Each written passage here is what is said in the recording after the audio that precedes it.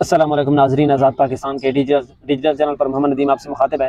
नाजरीन, अब से कुछ देर कबल जब मैं ये व्लॉग रिकॉर्ड कर रहा हूँ तो तकरीबन 10-15 मिनट पहले के एक इंतहाई अहम प्रेस कॉन्फ्रेंस हुई है। ऐसा कहें कि मौजूदा सियासी सूरत हाल की सबसे बड़ी प्रेस कॉन्फ्रेंस हुई है।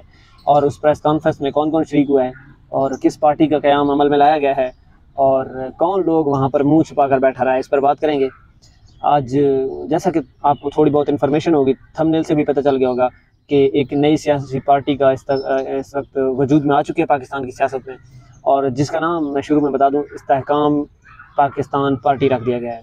जहांगीर तरीन ने इस पार्टी का ऐलान किया है काफ़ी अर्से से, पिछले कुछ दिनों से, जब से पीटीआई के रहनुमा जो हैं पीटीआई छोड़कर प्रेस कॉन्फ्रेंस करके पीटीआई छोड़कर जा रहे थे, तो उस वक्त जहांगीर तरीन जो हैं वो पाकिस्तान की सियासत में सरगर्म थे और काफ़ी सियासी रहनुमाओं से मुलाकात कर चुके थे और कर रहे थे।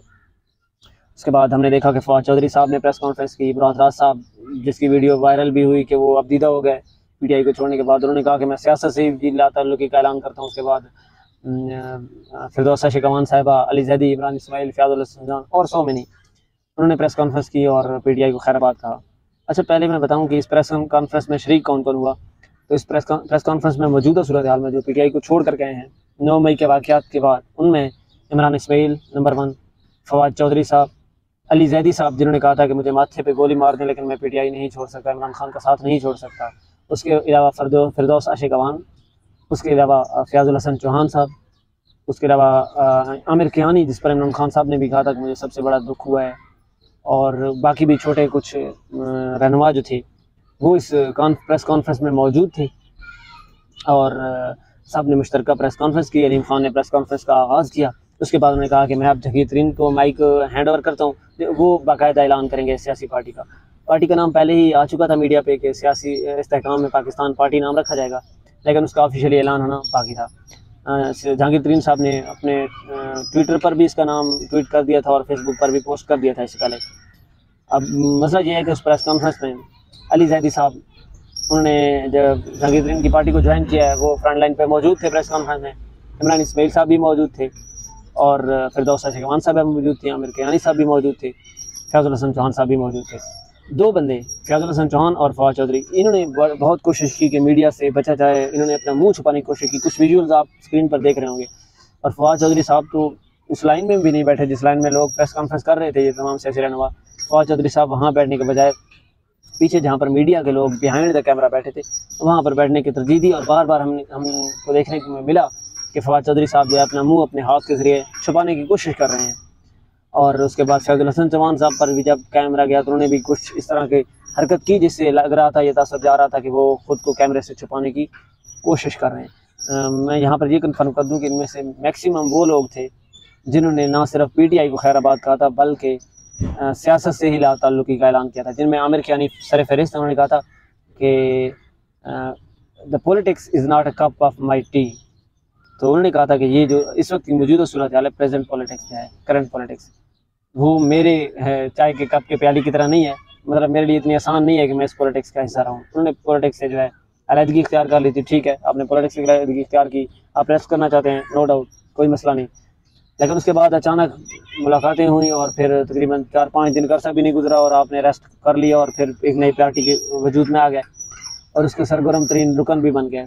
उसके अलावा फवाद चौधरी साहब, उन्होंने भी पॉलिटिक्स से रेस्ट का कहा था, वो भी आज पॉलिटिक्स फिर पाकिस्तान की पॉलिटिक्स में आ गए। फ़याज़ुल हसन चौहान साहब को कोई ब्लेम नहीं करेगा, क्योंकि उन्होंने कहा था मैं सियासत करूँगा, मैं सियासत से इस वक्त किनारा कशी इख्तियार नहीं कर रहा। फिरदौस शिकवान साहबा ने भी कहा था, ठीक है। उसके अलावा फवाद चौधरी साहब थे और इमरान इस्माइल और अली जैदी को ज़्यादा क्रिटिसाइज़ किया जा रहा है। और मुराद राज, क्योंकि मुराद राज की वीडियो भी वायरल हुई थी और वो तकरीबन 25-26 सेकंड तक कोई बात नहीं कर सके थे और इमोशनल हो गए थे। वो मगरमच्छ के आंसू जिन कहा जा रहा है कि उसने बहाए थे। इसके अलावा अली जैदी साहब भी अब दीदा हो गए थे, इमरान इस्माइल भी। तो ये तमाम जो हैं ये आज इस प्रेस कॉन्फ्रेंस में मौजूद थे और उन्होंने एक नई सियासी पार्टी का जो है ऐलान किया है। और उसका जो मैं अगर बेसिक बताऊं कि उनका बेसिक्स हैं क्या, जिस तरह पीटीआई के हैं कि इंसाफ होगा, अमन होगा, इस तरह के कुछ हैं। उन्होंने कहा है कि इस्तेहकाम आएगा मुल्क में, हम अमन लाएंगे, जिस तरह के होते हैं सियासी पार्टियों के बयानिए। तो उन्होंने कहा कि इस वक्त पाकिस्तान को ज़रूरत है हमारी, हमने जब भी चाहा कि पाकिस्तान की तरक्की में अपना किरदार अदा करें। और इस वक्त चूँकि पाकिस्तान में इंतशार की सियासत हो रही है, तो हम चाह रहे हैं कि हम अमन की सियासत करेंगे और पाकिस्तान का इस्तेहकाम जो है वो वापस लाएंगे।